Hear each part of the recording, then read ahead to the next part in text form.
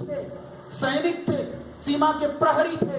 अब आप सीमा के प्रहरी के साथ अब आप योगी भी बन गए हैं। अब डबल शक्ति आपके अंदर पैदा हो गई है।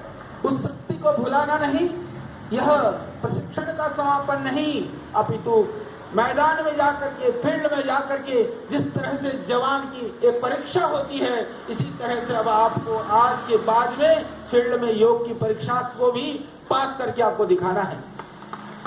आप अपने व्यक्तिगत जो जीवन है उस जीवन में योग को अपनाना, तो सामाजिक और आपके क्षेत्र, कार्य क्षेत्र में सीमा सुरक्षा जो आपके बल हैं, आप जो सीमा की रक्षा कर रहे हैं, उसमें दूसरे जो भाई हैं उन भाइयों को भी उस योग से रूबरू कराना। इससे आपकी जहां पर मनोबल, देखिए सबसे पहला जो बल होता है, शारीरिक बल भी काफी कुछ मनोबल पर निर्भर करता है।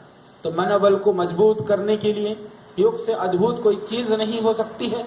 और आज क्योंकि डीजी साहब ने, जैसे अभी मैं ये लेकर के आया हूं, 11 लाख रुपया सेवा कार्यों के लिए देने का संकल्प लिया। पतंजलि योगपीठ के सेवा कार्यों का संकल्प के संदर्भ में मैं एक निवेदन करना चाहता हूं।